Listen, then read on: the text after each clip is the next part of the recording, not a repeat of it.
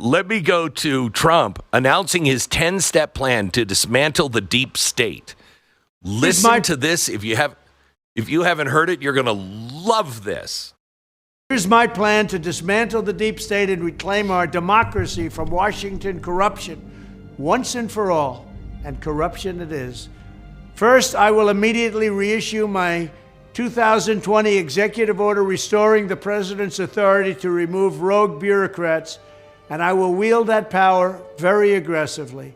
Second, we will clean out all of the corrupt actors in our national security and intelligence apparatus, and there are plenty of them. The departments and agencies that have been weaponized will be completely overhauled so that faceless bureaucrats will never again be able to target and persecute conservatives, Christians, or the left's political enemies, which they're doing now at a level that nobody can believe even possible. Third, we will totally reform FISA courts, which are so corrupt that the judges seemingly do not care when they are lied to in warrant applications. So many judges have seen so many applications that they know were wrong, or at least they must have known. They do nothing about it. They're lied to. Fourth, to expose the hoaxes and abuses of power that have been tearing our country apart, we will establish a Truth and Reconciliation Commission to declassify and publish all documents on deep state spying, censorship, and corruption, and there are plenty of them. Fifth, we will launch a major crackdown on government leakers who collude with the fake news to deliberately weave false narratives and to subvert our government and our democracy. When possible, we will press criminal charges. Sixth, we will make every Inspector General's office independent and physically separated from the departments they oversee so they do not become the protectors of the deep state. Seventh, I will ask Congress to establish an independent auditing system to continually monitor our intelligence agencies to ensure they are not spying on our citizens or running disinformation campaigns against the American people, or that they are not spying on someone's campaign like they spied on my campaign. Eighth, we will continue the effort launched by the Trump administration to move parts of the sprawling federal bureaucracy to new locations outside the Washington swamp.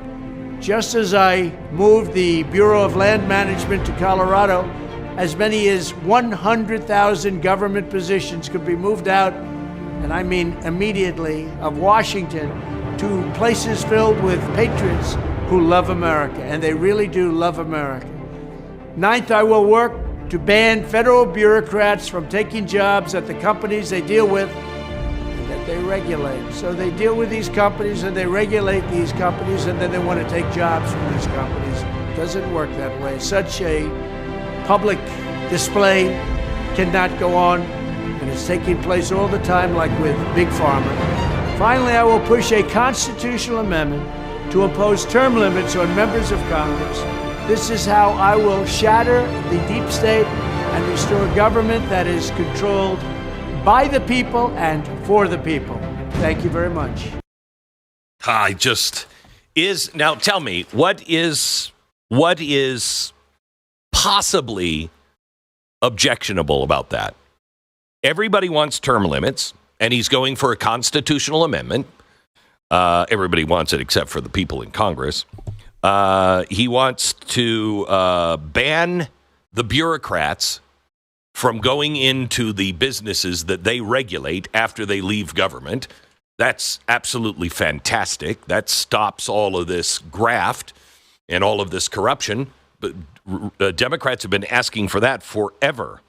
Moving government, breaking it up and moving it to different parts of the country, I think that's smart just for Homeland Security. I just hope they don't poison the places where they're moving them to.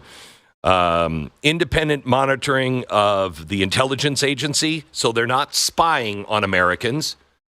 How could you possibly, as a Democrat, how could you possibly be against that? They're not spying on us, and there's no disinformation campaigns, which we know happen. The Inspector General's office of each thing that they monitor, being independent from those institutions. So if I'm monitoring and I'm the Inspector General of the Pentagon, I'm not part of the Pentagon, so I can't be shut down. That is fantastic. How could you possibly be against that? This one is a little, we have to look at the wording. Government leakers, he will fire any government leakers and prosecute where possible if they are trying to subvert the government or working in collusion to give false narratives to the press. Okay, I think I'm for that one, but I want to make sure that leakers and whistleblowers are protected. The FISA courts. Stu, how could you possibly be against that if you're a Democrat? And the Justice Department. Clean up the Justice Department. What was the other one? Going for the Truth and Reconciliation. That's a document dump. Who's against document dumps? I'd like to know exactly what the truth is on all of these things. I want to know. I think this is uniting. Now, the press will make this into, horrible dictatorial stuff, but it's not. If the Biden administration would have done this, I would have been for all of these.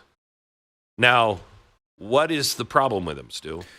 Yeah, I mean, I think if you go through all those proposals, probably the worst thing you can say about them is that several of them are sort of just not particularly interesting to the average person. Like, I think a lot of people don't even know what a FISA court is, right? Like, when you're talking about it from that perspective, they might be good policies, but they're not going to be exciting. And they range from that to the most popular proposals in our public discourse. I mean, you're talking about things like term limits, which, you're talking about 80% popularity around a proposal like that. And the only thing stopping it is Congress.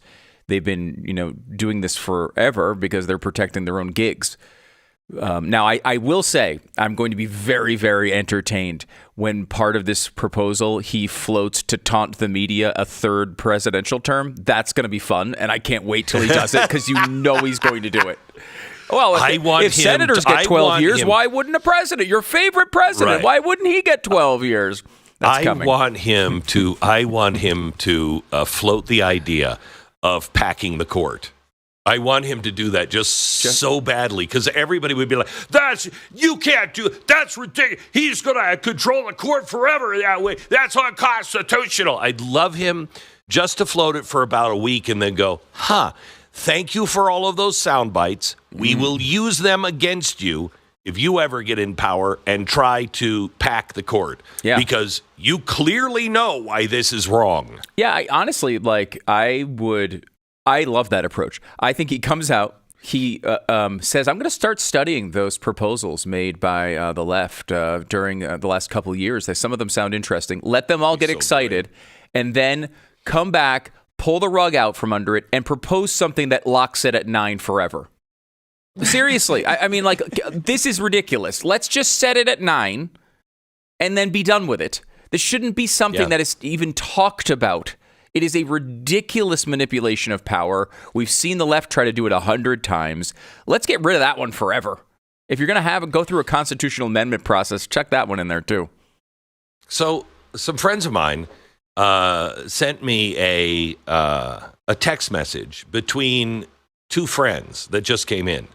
And I really, this is mental illness. It really is mental illness.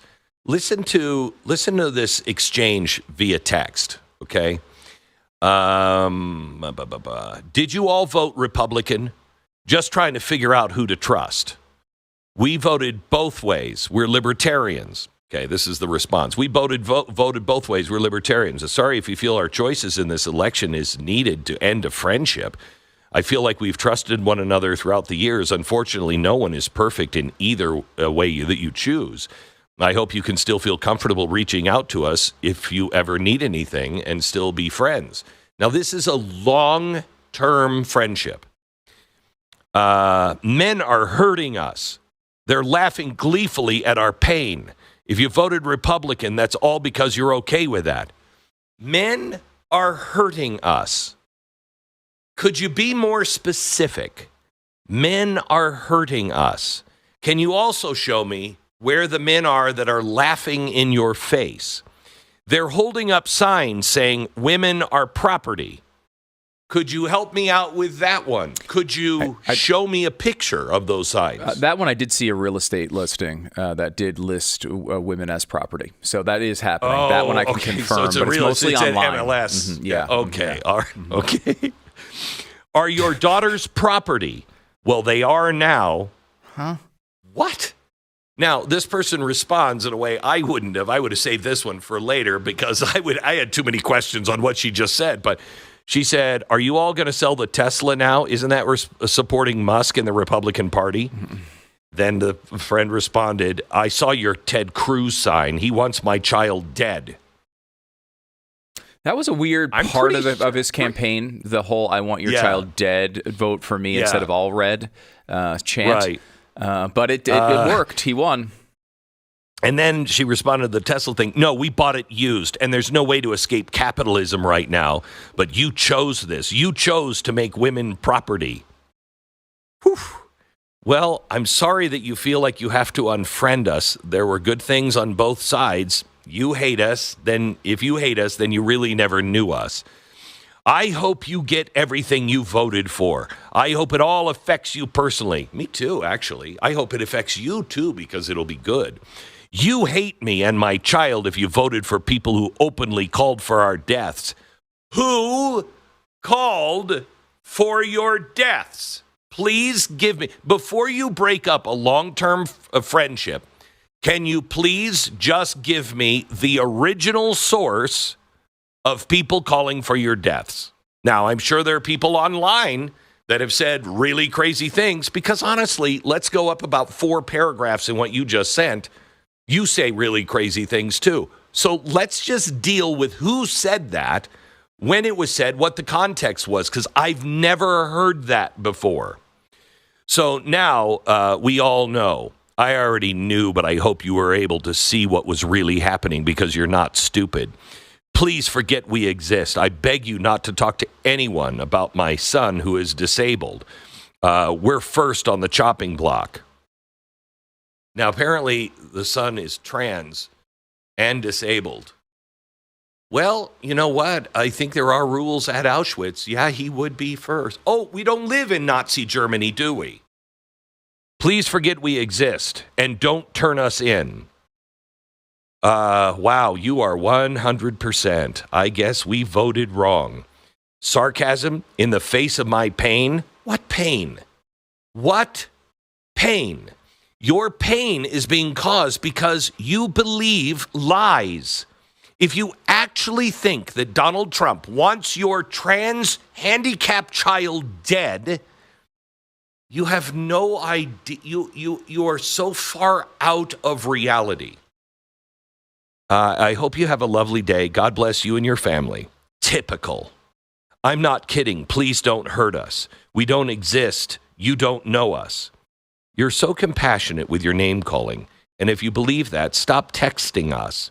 What name did I call you? I will stop, but I didn't call you any names. I did not. I truly hope that you'd see the light because the cruise sign didn't come back. I thought you would care that women are dying. Again, give me a fact. Show me an original source. Where are women dying? We are now literally property of men. You say literally. Show me the source on that. My mistake. You said we were stupid for who we voted for. No, I said you are not stupid, which means you did it with purpose. Oh, so I'm not stupid. I'm just evil, voting knowingly for your child to be killed. May your daughters bleed out in the hospital parking lot now. I hope you have the good sense to be lesbians or childish cat ladies. Again, as I said, you're 100% right. Maybe 4 more years we can be friends. LOL. Women are property now.